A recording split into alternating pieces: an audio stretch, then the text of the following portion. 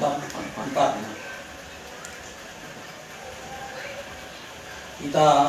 Saya mohon kita bangkit berdiri. Kita akan baca mulai ayat yang 43 sampai dengan 44 ayat saja. 1, 2, 3. Kamu telah mendengar firman, kasihilah sesama manusia dan kasihilah musuhmu. Tetapi aku berkata kepadamu, kasihilah musuhmu dan berdoalah bagi mereka yang menganiaya engkau. Amin. Silakan duduk. Terima kasih atas partisipasinya untuk ikut membaca ayat ini.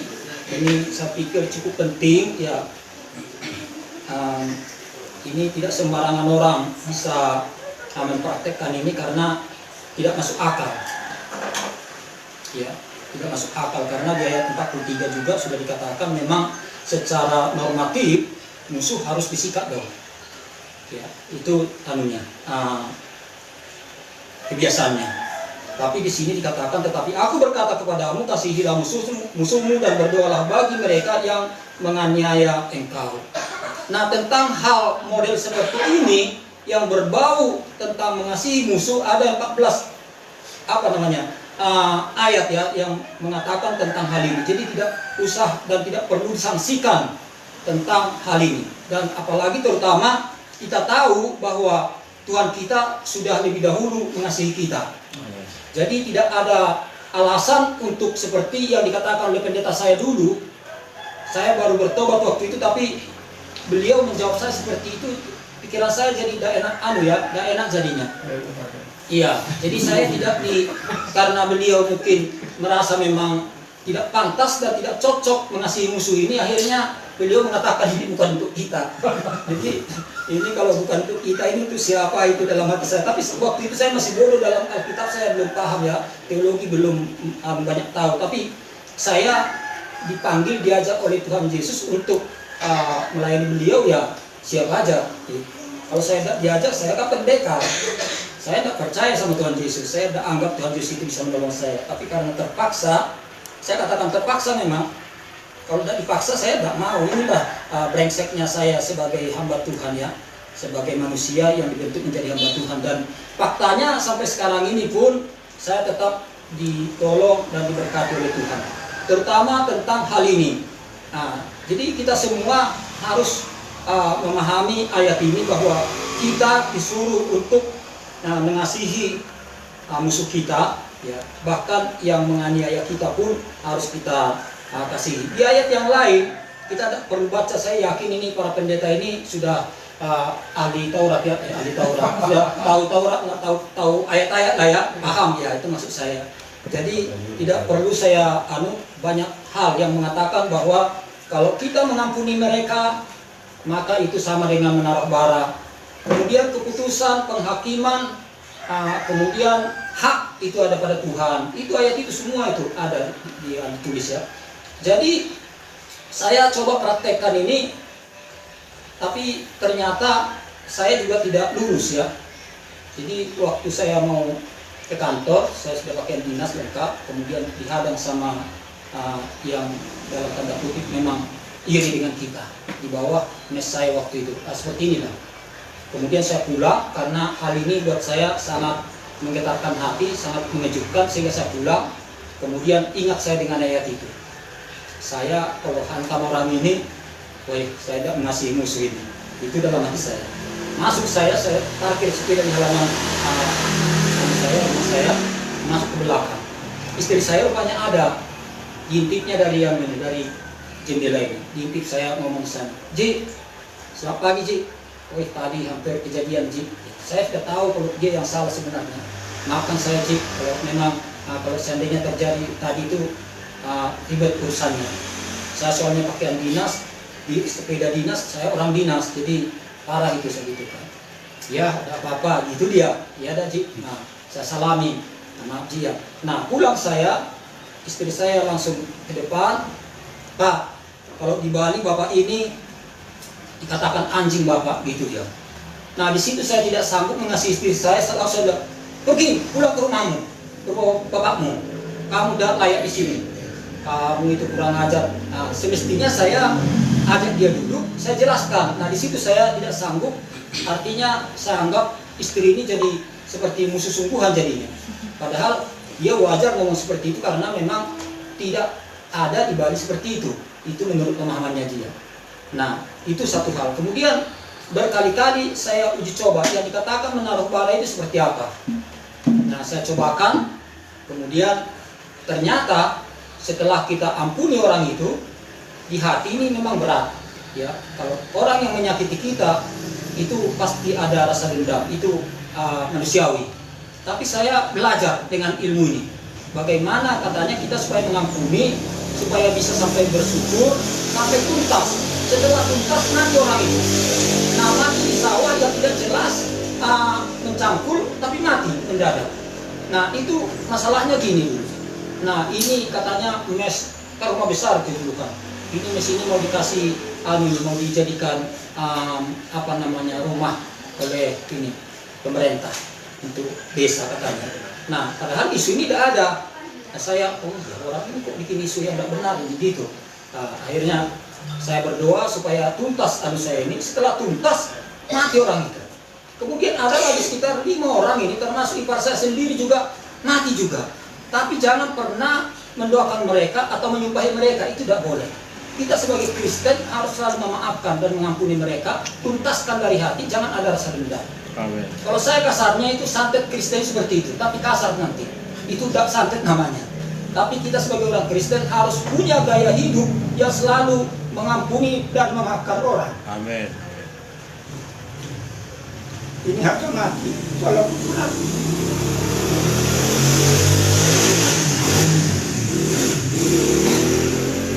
Ini harus kita praktekkan. Kalau hanya teori, saya banyak melihat orang bisa berteori tentang hal ini.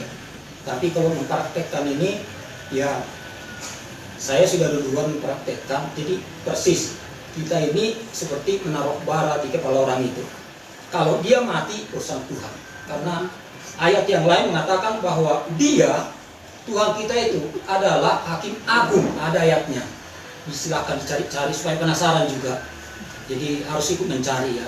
Jadi apa yang saya katakan ini cari nanti di situ ada. Jadi bahwa kita ini menyerahkan kepada Bapa, kita tugasnya ampuni dia, selesaikan. Ya. Selesaikan masalah dengan beliau sampai tuntas, jangan lip service. Kalau lip service banyak yang bisa. Itu gayanya luar biasa itu. Berpura-pura itu bukan gaya orang Kristen sebenarnya. Orang Kristen harus terbuka. Walaupun banyak musuh saya, tapi mengatakan yang benar sama dengan Yesus. Banyak sekali musuhnya Yesus. Ketika dia melakukan hal yang benar, Yesus dimusuhi sama dunia ini. Jam 2 baru saya dapat ayat ini. Saya sudah menyelesaikan tentang satu judul khotbah, yaitu tentang keras juga ini alirannya. Beruang punya lubang, burung punya sarang, kemudian anak manusia tidak bisa menaruh kepala. Jadi juga sama beratnya. Nah, jam 2:30 saya bangun, kemudian diganggu juga saya di gereja itu seperti ada gedor-gedor. Apa ini? Itu dalam hati saya kira ada anjing atau kucing di dalam. Saya buka, tidak ada apa. Ya sudah, saya lanjutkan duduk santai, saya buka-buka. Akhirnya masuk ke sini. Oh ini ya, ini penting karena kesempatan memberitahukan teman-teman seperti ini. Nah, jadi seperti yang saya katakan itu bahwa kalau kita selalu berusaha benar, memang kita tidak disukai orang, termasuk para pendeta juga. Waktu saya berkata kita ini, para pendeta ini biasanya omong-omong. Tidak ada yang kita alami sesuatu, tapi ngomongnya pintar kita ini. Termasuk saya loh ya, saya masih belajar. Mudah-mudahan teman-teman juga belajar. Ini juga menyakiti sebenarnya kata-kata ini. Tapi saya disuruh Tuhan, ada perasaan saya terdorong untuk melengkapkan ini bahwa memang kita ini di zaman now ini, kalau zaman dulu tidak tahu, mungkin Pak Julius lebih keren di zaman itu, mereka mungkin lebih sungguh-sungguh. Kalau sekarang ini cari teologi supaya prestise naik, bisa mengkhotbahi orang banyak, kemudian dapat uang, Nah, nggak tahu yang muda-muda ini, mungkin saya tidak percaya kalau bapak ini seperti itu ya. Jadi mudah-mudahan tidak. Saya ya mudah-mudahan di ruangan ini tidak ada Pak. di ruangan ini tidak ada itu. Ya, tapi setelah saya selidiki teman-teman yang muda-muda memang arahnya ke situ. Jadi ini yang repot sebenarnya. Tapi kita paling tidak kita yang tua ini jangan mengikuti gaya itu. Gaya Kristen harus berani berkorban demi kebenaran. Amin. Berani miskin dan menderita demi Tuhan. Ini ilmu kita. Nah, tadi bersaksi ini agak melepas ke kiri kanan kah ini khotbah saya ini terbawa arus ya dengan kesaksian tadi. Jadi kalau misalnya kita ini seperti itu, tidak ada yang salah menurut saya. Tidak ada yang salah. Justru kita yang salah menurut saya. Saya juga sering seperti itu. Kita ini salah Ibu. Kita yakin saja sebenarnya Tuhan sudah sudah diatur kita ini, sudah dijamin kita. Waktu saya mau ke Jakarta juga tidak punya duit. Kesaksian lagi. Naik saya ke gunung, itu di doa itu kan ada Pak Dewa yang mau kita baptis ya. Dia sudah kakinya sudah agak begini, tapi masih muda sebenarnya. Saya bawa uang 58.000. Saya bawa sepeda ini, belum isi minyak. Apa mau dikasih orangnya? Dia rumahnya kayak gitu, tidak karuan lah. Dia sebatang kara di situ dia. Saya kasih 50. Saya bongkar gini, ya semua 2.000-an itu, Pak. Hanya satu yang agak lain gitu. Di mata saya mirip semua itu. Nah, saya kasih, itu apa katanya dia. Ini kan masih ada banyak hinsel. Itu 8.000 itu katanya. Ini cukup minyak nanti saya gitu kan. Jadi senang saya. Nah sampai di rumah, saya ke Jakarta juga ada uang, diminta 500 kan. Saya juga tidak keberatan sebenarnya, wajar aja. Masa kita sih tidak mengeluarkan uang, kita mau dapat khotbah yang bagus. Sampai di rumah, ada yang mau suruh saya jalan-jalan mencari tanah, dikasih uang 2 juta rupiah. Kan puji Tuhan. Kali berapa jadinya? Kali 4 kali 40 ya. 40 kali jadinya. Nah seperti itu. Jadi sebenarnya saya tidak berdoa tentang itu, artinya tiap malam berdoa tidak. Tapi saya tiap jam, antara jam 3 jam 5 ini saya selalu berdoa. Berdoa waktu itu saya sudah bangun dulu sebenarnya.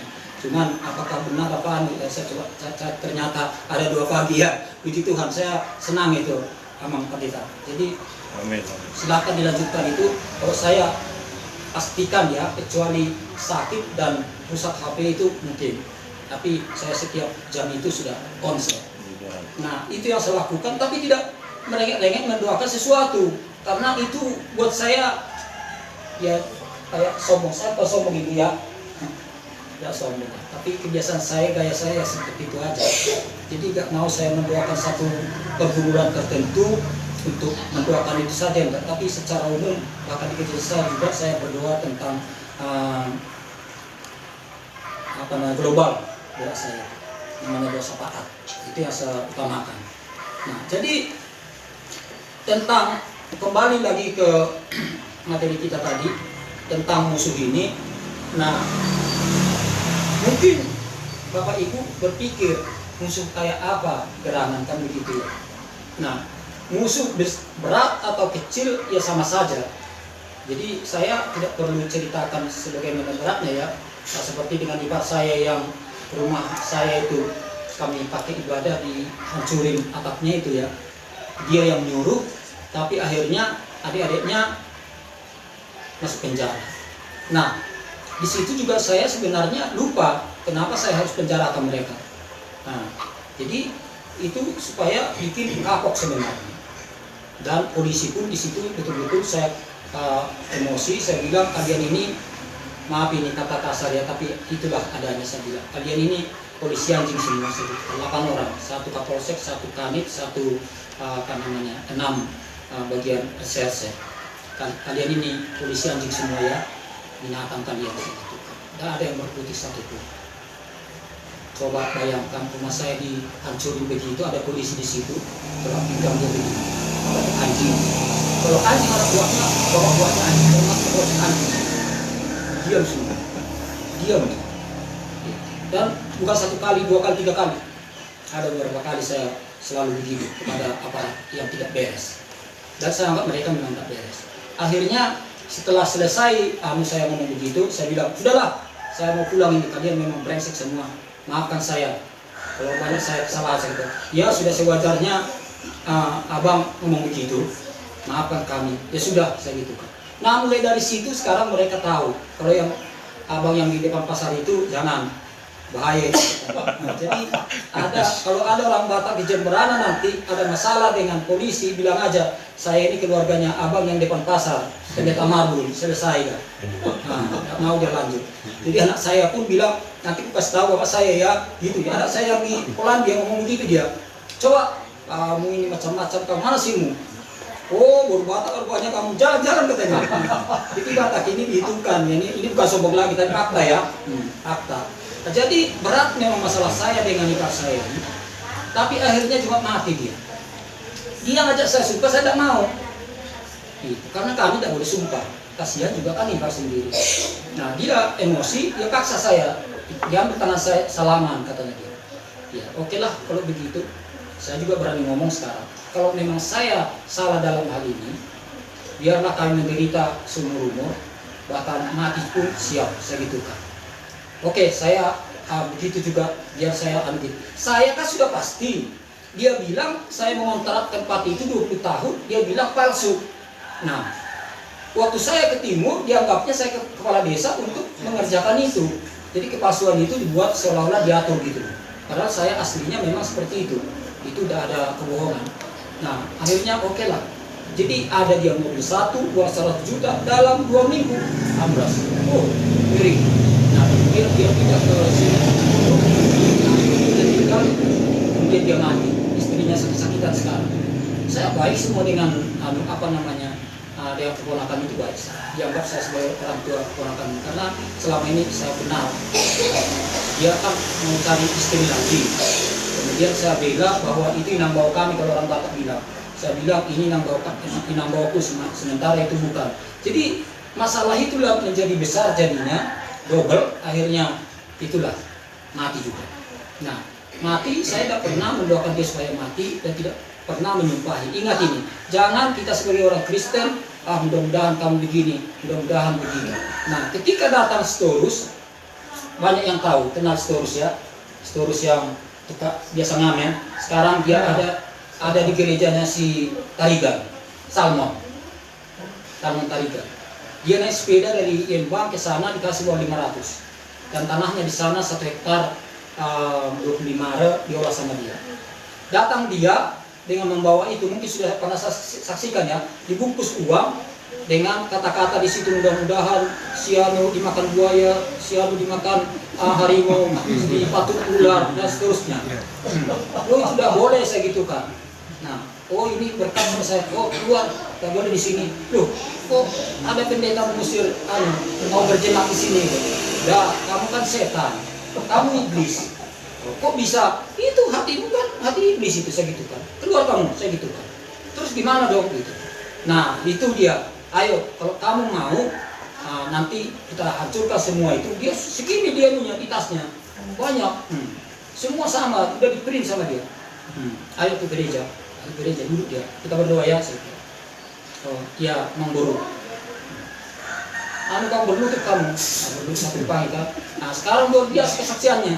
Baru di gereja ini saya dapat berkat luar biasa. Sampai ketemu dengan Pak Salmo juga di gereja ini saya dapat. Sampai saya dibilang oleh Tuhan dalam mimpi saya sudah tercatat di sorga. Di sini juga saya dapat. Nah itu dia. Jadi kalau kamu cari uang, dia kan keliling terus gereja ke gereja di Denpasar itu. Sampai di negara juga seperti itu. Mau cari uang. Jadi kalau kamu cari uang, kamu jangan pernah ke gereja ini. Di sini tidak ada uang. Saya gitukan. Tapi kalau kamu mau berdoa bersama saya di sini, minta kepada yang punya uang yaitu Tuhan Yesus, monggo. Gitu saya. Siap. Jadi saya ini sudah 2 kali mengusir jemaat. Satu yang baru meninggal, Marlon Tumeu, itu orang hebat, orang yang berpengaruh. Itu juga saya gitukan. Oh tidak usah, jangan disinggung jemaat. Sampai dia isukan, oh iya Pak Marbun itu memang pendeta Marbun itu memang pantas dia mengusir-usir jemaat. Saya ini sudah majelis loh di gereja sana-sana. Saya pintar main musik, pintar menyanyi, tapi saya diusir karena bisnis beliau sudah lancar katanya. Dikiranya kita cari jemaat ini mau cari uang. Kan itu di otaknya ini sekarang jemaat-jemaat. Makanya mereka manja. Saya tidak butuh kamu, kalau kamu macam-macam pergi. Saya tidak perlu banyak kalau otaknya seperti itu. Nah, akhirnya dia pergi. Meninggal juga dia, tapi saya tidak pernah ada masalah dengan beliau. Jadi itulah beberapa kesaksian saya tentang mengasihi musuh itu memang penting. Walaupun memang dasarnya kita harus memperangus musuh, ya. Itu manusiawinya memang harus begitu.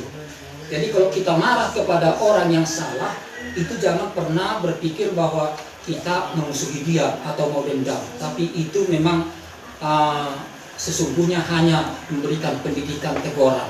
Itu. Jadi jangan dianggap kita itu, wah itu sombong sekali, saya dimusuhi, enggak, kita tidak memusuhi, tapi kita ini menegur bahwa apa yang diperbuatnya itu tidak baik. Itu aja sebenarnya. Jadi kita tidak boleh mendendam, ya, dalam hati, kemudian kita bersungut-sungut menyumpahi orang, jangan. Ini sepele kelihatannya tapi penting, sangat penting. Gaya hidup Kristen menurut saya memang harus seperti ini, karena gaya hidup dan karakter Yesus kita seperti itu. Dia tidak pedulikan apapun yang terjadi, tapi dia mengasihi musuhnya. Kan musuhnya itu yang mau menyalibkan dia itu. Kemudian secara umum, kasihilah sesamamu, ya, seperti diri. Nah ini bukan artinya sesama itu, kalau kita lihat orang Samaria yang dianggap sebagai sesamanya, perumpamaan waktu dia ketemu dengan penyamun, nah, itu kan luar biasa juga. Itu ada hubungannya ke sini. Nah, jadi saya kira itu yang perlu saya sampaikan. Kalau masalah panas sudah biasa saya, panas berkhotbah pakai jubah sudah biasa. Sementara menantu saya, wih panas tak pakai AC, saya pakai jubah, tidak peduli saya. Nah itu saya. Jadi karakter saya itu memang sudah sejak maraton dulu saya sudah diuji. Naik pak, naik katanya ambulan. Ya, saya tidak naik. Nanti kapan saya sudah jatuh, naikkan. Itu saya. Jadi harus berani mati kita ini. Tapi bukan berarti mati. Kemarin saya khotbahkan hal ini, ya, saya sampaikan kepada jemaat, kita harus berani mati, tapi bukan artinya mati. Harus sampai ke finish dengan benar. Itu bagus jadi. Kalau saya di tikungan umur 70 masih biasa saya mencoba, karena kata pakar kesehatan ini otak ini harus dilatih untuk diuji. Dia ada otak saraf yang khusus ke situ. Ketawa lagi. Jadi kalau di tikungan itu kita uji, sepeda mobil kita uji, sulit. Kalau lewat dari situ habis itu. Jadi saya berani mati, makanya saya selalu menang. Dulu berlomba dengan Yamaha. Saya ada istri nih. Oh, saya gini, maju dia. Saya lewat lagi, mundur dia, maju lagi. Oh, kamu ini tantang saya, gitu saya. Ayo main, main, gitu saya. Istri saya diam dia, main. Akhirnya sampai dia sembunyi itu ada tikungan di situ kan. Nah, dia tidak berani mati, saya berani mati, saya menang. Ada istri ya? Kalau ada istri.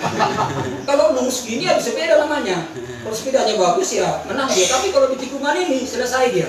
Nah, kita juga sama. Kalau di masalah kita yang menang. Kalau adu jotos begini, siapa berduit dia menang. Kan begitu. Tapi kalau sudah di tikungan, di masalah, uang berapapun, kalau orang itu mau mati, dokter angkat tangan, nggak bisa saya. Uang saya oh enggak bisa juga. Ya bukan uangnya kan ceritain seperti itu. Gak ada artinya semua. Di saat tikungan ini, gak ada kompromi. Mati atau hidup itu. Juara atau tidak juara itu. Jadi dilatih otak ini ya, supaya otak ini juga sehat itu. Kaki juga.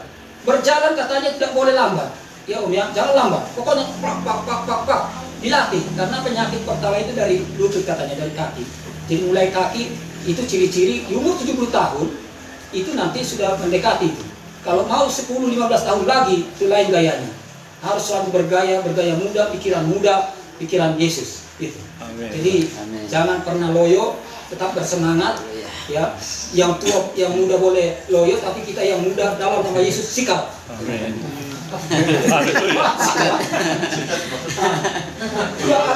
Selesaikan persoalan. Sikap masalah itu gitu. Jangan pernah gentar dengan masalah, hadapi masalah. Jangan mundur dari masalah. Angkat masalah itu. Berapapun kita sikat. Tidak punya uang, tidak masalah. Kadang-kadang kita ngomong, ini jadi panjang, masih ada waktu kan? Saya 5 jam menunggu ya. Jadi 5 jam, saya pun sudah termasuk tidak disiplin.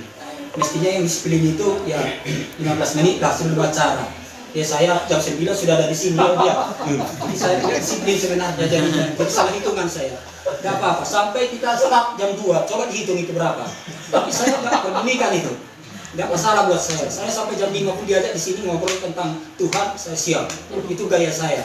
Jadi oke lah ya, jadi sampai segitu aja. Tuhan memberkati kita sekalian. Gimana kurangan Ibu? Terlalu pendek gitu? Pas. Ya, mungkin yang lain merasakan panas. Kalau saya makin panas, makin seru nanti. Itu. Tikungan ini. Kalau tikungan agak lurus. Bukan. Tetap kita sikat tapi sesuai perhitungan ini. Itu. Kalau mati ya nggak apa-apa, itu urusan lain itu. Urusan Tuhan. Itu anggapan bodoh sebenarnya, tapi orang beriman saya kira nggak bodoh dalam hal itu. Oke, puji Tuhan kita berdoa ya.